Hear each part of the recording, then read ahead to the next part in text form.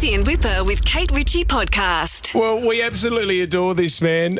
He has a brand new book out. Already got a couple out. He's getting greedy now when it comes to books. The new one is called You Don't Have to Have a Dream. It's out now. Tim Minchin, welcome to the show. Welcome, Hey, books. Let's talk about books on morning radio. That'll keep him driving. Mate, I love your work. Whatever you're doing, I'm into it. We've always had to dream, Tim, haven't we? We were always told as kids that we have to have a dream, a 5-year plan, a 10-year goal. Yeah. What do you want to be when you're older? Yeah, it's kind of mad, isn't it?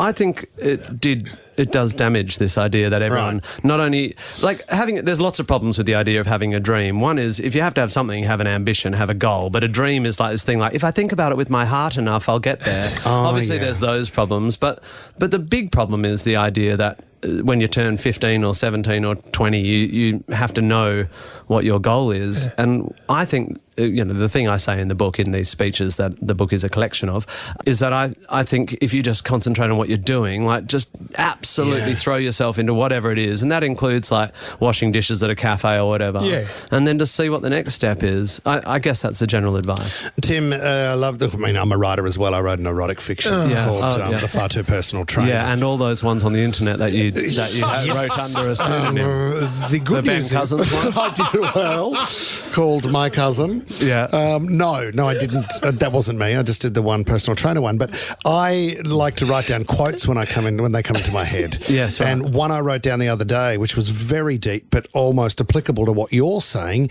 is that it was, how people go, oh, how good's the timing? My quote is, it's not a matter of timing, it's a matter of time. Oh, it's really good, man. Thanks very much. I mean, let's make the bumper stickers now. That's a massive fridge. I call that fridge magnetism. Do you?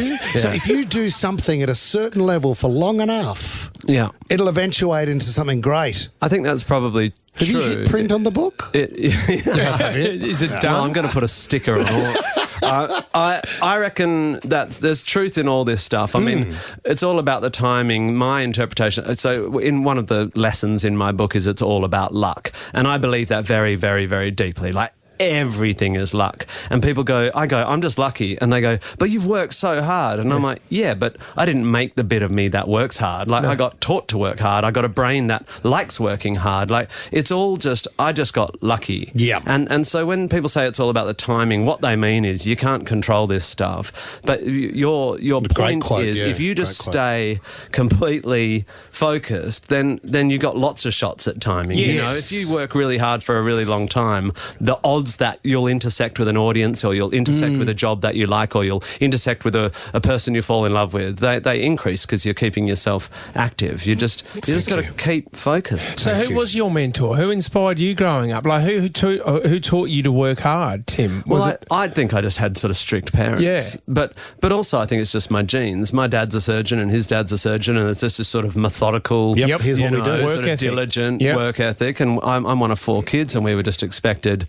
There was just no taking the mick, What do your other siblings do? Well, my big brother's a CEO of a not-for-profit home care company for disabled and elderly people. Yeah. My younger sister is the documentary maker Tim Minchin, who's won heaps of awards. And my sister Katie worked for Live Nation and was a primary school teacher, and now she works for me. And that's all of us, And I do what I do. Are you I'm all a scam creative artist. when you come together, or you don't want to talk about work, or is it... I don't even know how creative I am. I mean, I do a lot of creative things, but again, I take this sort of quite methodical, unromantic view of it. I'm a storyteller, I guess, and a songwriter, and I absolutely love it, but we're not arty-farty. We're not like, just wait for the inspiration. We're like, this is my job, this is your job, and I don't value what I do over what my siblings or what anyone does. That's another thing that I think's in the book. This part of the don't have a dream thing is we elevate, fame, and just because, I don't know, the way the world's structured and social media makes it worse.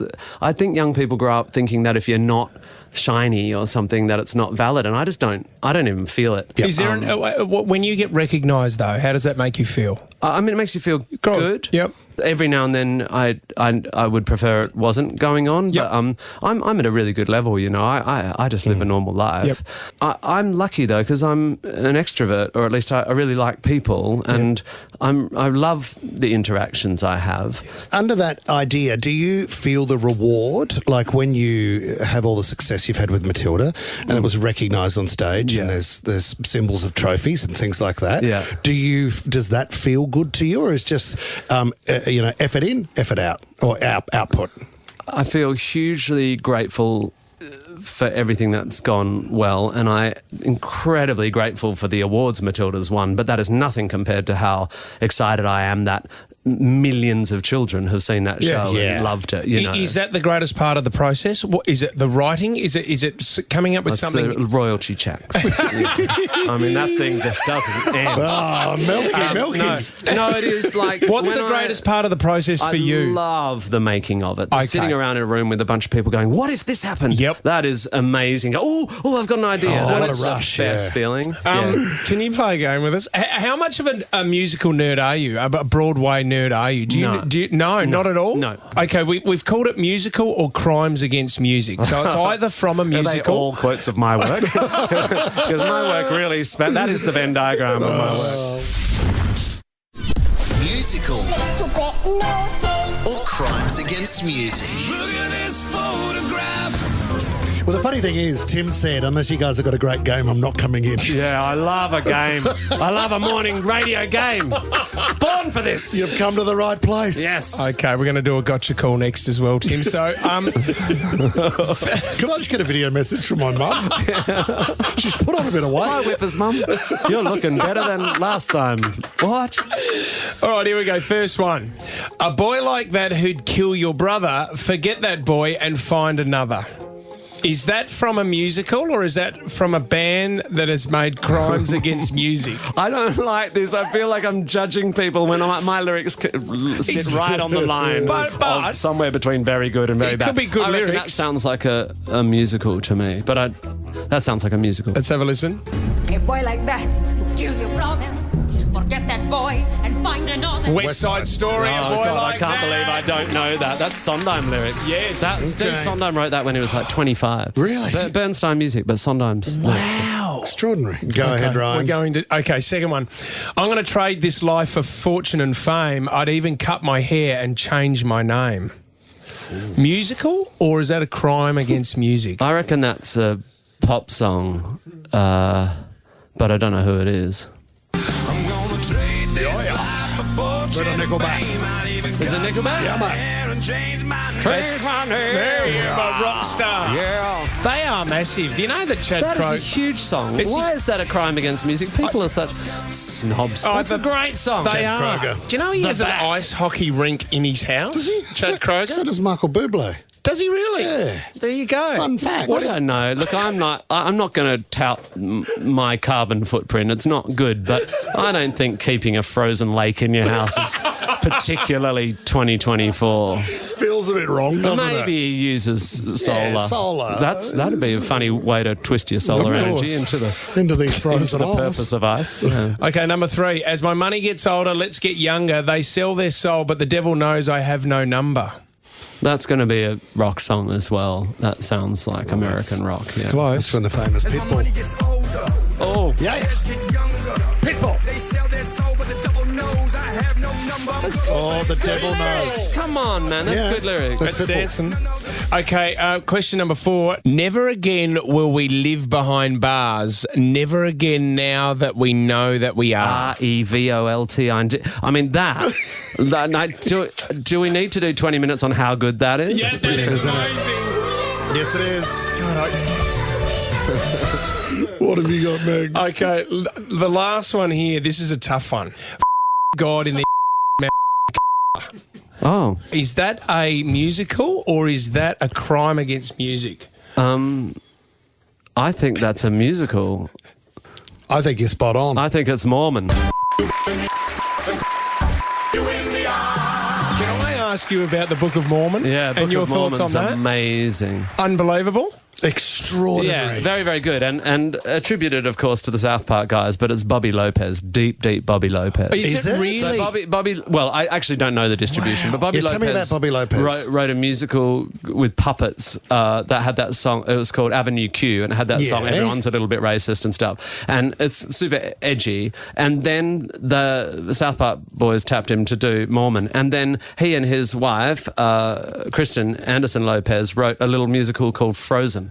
Wow. So Bobby wrote, "Do you want to build a snowman?" Well, Bobby and Kristen wrote, "Let it go, let it go." Oh my gosh, what a talent. Yeah, he's a What a monster, couple. and he's this really little dude. Yeah. I think. And so the South Park boys approached him? Yeah, Gotcha. because those guys know how to write songs, but not like that. not Not like like that. That is an amazing musical, and it has its cake and eats it too, because it's kind of it's mocking a musical, but manages to Yeah. still land as more than just a parody. It's quite incredible. Unbelievable. Yeah. Tim Minchin, we could spend hours with you. I don't have hours. But we have to promote your new book, You Don't Have to Have a Dream. It's out now.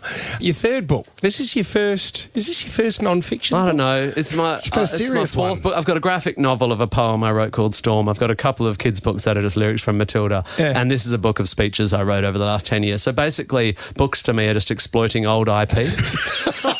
It's just like, I've What's written around some the stuff, house? put a cover around it, people will buy it. Is it a B-side? It's I a was a B-side. little bit cynical about this book. I was like, all right, we can publish my speeches. But then I said, why don't I write some essays? And then we got this beautiful illustrator. And now I'm really proud of it. And I particularly had a total about turn on my attitude to it, because a couple of weeks ago, while I was in the US, my son started reading it, and he's 15, and he wouldn't necessarily go to my work. He's my son. Sure.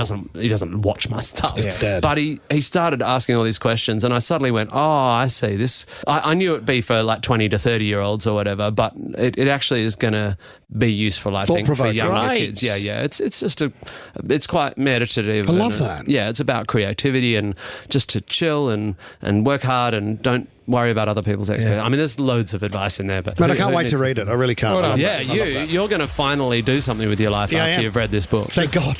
I'll let Dad know. Mr. Minchin, thank you very much for coming in. Pleasure. sir. Thanks for having me. Thanks, Tim. Fits in Whipper with Kate Ritchie is a Nova podcast. For more great shows like this, download the Nova player via the App Store or Google Play.